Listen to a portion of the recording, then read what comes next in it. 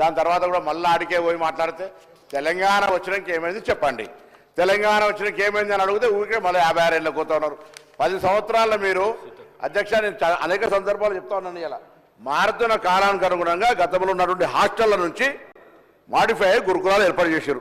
ఇంతమంది గౌరవ సభ్యులు తప్పుదో పట్టిస్తూ ఇప్పుడే పెద్దలు గౌరవ హరీష్ రావు గారు మాట్లాడితేమో 2014 నాటి వరకు 200 గురుకులాలు ఉన్నాయని చెప్తా ఉన్నాడు రెసిడెన్షియల్. ఇంకో సభ్యుడు మాట్లాడుతూ అనుభవాల మంత్రి కూడా ఇచ్చిన 19 ఉన్నాయని చెప్తున్నారు. రికార్డు చేయండి మీరు. దాని తర్వాత వాటారెడ్డి విషయం చెప్తారు. దాని తర్వాత రైట్ దాని తర్వాత జగద్గిరి గుట్ట ఇలా బీబీ నగర్ సంబంధించి మాట్లాడు మైక్ తీసుకొని మాట్లాడే ఎవరు మీరు ఇక్కడ మైక్ తీసుకొని మాట్లాడు. ఇట్లా దాంట్లో దొడ్డులా ఉన్నానుకొని బాగా ఉంటే ఆకారం అనుకుంటున్నావా? మైక్ మాట్లాడమే అధ్యక్ష. అప్పటి నుంచి చూస్తాను ఏమనుకుంటాను దొడ్డు ఉంటే భయపడతాను అనుకుంటున్నా. దానిలో పేరుకేక భయపడేదేం లేదు. నేను హరీష్ రావు గారు అడుగుతున్నా, మొదటి సభ్యుడు అయితే మాట్లాడరా? చిల్లర మాట్లాడుతున్నా పిచ్చి ఆయన అన్నారు కాబట్టి నేను అంటున్నా.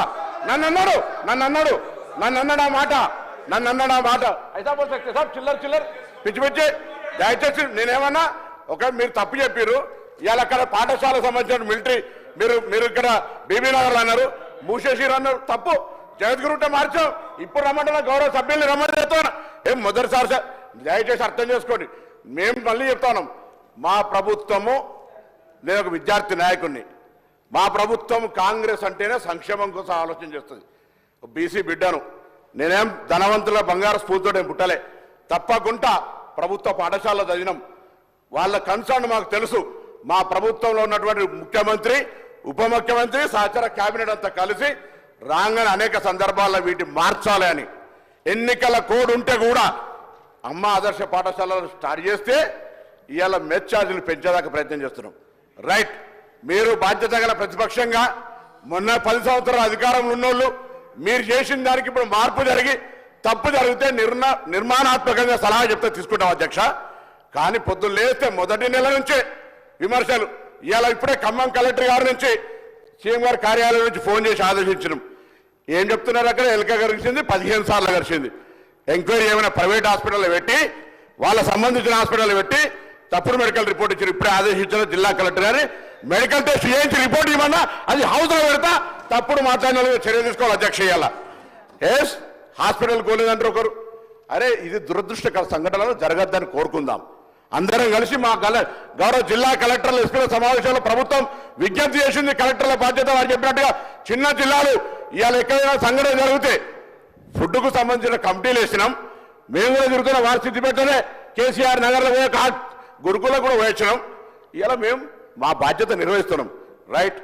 10 సంవత్సరాల మీరు చేసింది మేము అంటున్నాం. గురుకులాలు మస్తు పెట్టినాం అధ్యక్ష. కరీంనగర్లో గురుకులా పెట్టినారు, అగ్రికల్చర్ పెట్టినామని చెప్తున్నారు. పోయి మానకొండ స్కూల్లో పాప వాళ్ళకి అకామిడేషన్ లేదు, అందులో పోయి ఇరికిచ్చి నడుపుతున్నారు. ఒక సొంత భవనం ఎందుకంటే 10 ఏళ్ళ నా దగ్గర సైదాపూర్లో స్కూల్ మేము నియోజకవర్గం ఒకటి ఇచ్చినా అంటున్నారు. పోయి హుజరాబాద్ నడుస్తుంది అధ్యక్ష. నా హుజరాబాద్ నడవలసింది వర్గల్లా. మొన్న నేను క్రీడా పోటీలు అయిన అధ్యక్ష నన్ను గెస్ట్గా పిలిస్తే ఓల్డ్ సిటీ స్కూల్ నడుస్తుంది వర్గల్లా. నేను ఓల్డ్ సిటీగా పోతాను టైం చూస్తే సార్ ఇక్కడ స్కూల్ ఉన్నది వర్గల్లా అంటా ఉన్నారు అధ్యక్ష. మేము ఇది పెట్టినది అరే ఒక్క సంత భవనం ఇచ్చి ఆలోచన చేసిరా. ఇవాళ మా ప్రభుత్వం ఎన్నికైన ఏడాది లోపల 216 స్కూళ్ళకి ఇంటిగ్రేటెడ్ పేరు మీద ఇచ్చే ప్రయత్నం చేస్తున్నారు. దాన్ని హర్షించే మాట ప్రయత్నం లేదు. ఎంతసేపు వ్యక్తిగతంగా ఆకారాలు పెద్దగా ఉండగానే డబ్బులు ఉండగానే భయపడుతుంది. ప్రజాస్వామ్యము అందరు వస్తారు. పేదోడు, దళితుడు, ఎస్సీ, బీసీ, గిరిజనులు అంతా వస్తారు. అహంకారం పనికిరాదు అధ్యక్ష. మొదటిసారి ఎన్నికైనా గౌరవ సభ్యులు హరీష్ రావు గారు కూడా మొదటిసారి ఎన్నిక కాకముందే మంత్రి ఇచ్చిండు. ఆయనకు అవగాహన లేదంటే నడుస్తుందట. అరే ఇక లేకపోతే మేమట డూప్లికేట్ పెప్పర్ స్ప్రే కొట్లానేమాట. నేను మళ్ళీ చెప్తా ఉన్నా, దయచేసి అన్నారు సార్. నేను అనలే. అరే అయిపోయిందట సార్ దానికి సంబంధించిన వల్ల. ఇప్పుడు నేనేమంటున్నా, నేనేం రాజ్యాంగం ఏమంటే ఏ సంఖ్యలో ఎక్కినాను మా నేను చెప్పే మాట నేను మళ్ళొక్కసారి ఇలా చెప్తా ఉన్నా. మా ప్రభుత్వము గురుకులాలకు సంబంధించి రెసిడెన్షియల్ స్కూల్స్కు సంబంధించి అన్ని రకాల బాధ్యత తీసుకుంటాం. మేము అధికారంలో ఉన్నాం. మీరు అధికారంలో ఉన్నప్పుడు మేము గురుకులాలు పెడతాం. మేము అనలే. ప్రైవేటు బంగ్లాలు పెడితే ఏమనలే. టీఆర్ఎస్ నాయకులు ఇళ్ళలో పెట్టి కిరాయిలు ఎక్కిస్తాం మేము అనలే. మొన్న కిరాయి కట్టకపోతే తలుపులు బంద్ చేస్తామంటే తోడుకలు తీస్తామని చెప్పినాం. ఎందుకంటే బంద్ చేయొద్దు పిల్లలకు విద్యాబోధన మేము కిరాయిలు ఇచ్చినాం. మేము 2004 నుంచి 14 దాకా గ్రీన్ ఛానల్ ఉండే మీరు 10 ఏళ్లలో గ్రీన్ ఛానల్ తీసేసి ఇయ్యాలని వాళ్ళు అడుగుతా ఉన్నారు. ఎస్ డెఫినెట్లీ మా ముఖ్యమంత్రి గారు ఉప ముఖ్యమంత్రి గారు నిర్ణయం తీసుకున్నారు. రాబోయే కాలంలో మెట్ ఛార్జీలకు కానీ అద్దె భవనాలకు సంబంధించి కానీ బకాయిలు లేకుండా చేసే విధంగా చర్యలు తీసుకోబడతాయి అనేటువంటి మాట ఈ సందర్భంగా వారందరికీ కూడా మనం చేస్తా ఉన్నాం. అరే మార్పుకు ఏదైనా పొరపాటు ఒకవేళ ఏడాదిలో ఏమైనా చేయాల్సి ఉంటే చెప్పండి, మాకు ఏడాదిలో ఏమైనా పొరపాటు చేయాల్సి జరిగి ఉంటే చెప్పండి. 10 ఏళ్లలో చేసినట్టు మాత్రం గొప్పగా ఉన్నాయి. మీరు ఏడాదిలో అసలు మీరు పనికే రారని మాట్లాడితే ఎట్లా అధ్యక్ష? అరే ఒక ఏడాదిలో మీరు ఏమైనా పొరపాటు జరిగి ఇంకా మంచి జరగాలంటే సలహా చెప్పండి. మంత్రిగా ఉన్ననాడు వాటికి సంబంధించి ఒక నాడు కూడా ఖాళీ లేదు. ఇవాళ మాత్రం వచ్చి బాగా అవకాశం రాగానే ఏదో మాట్లాడితే ఎట్లా అధ్యక్ష?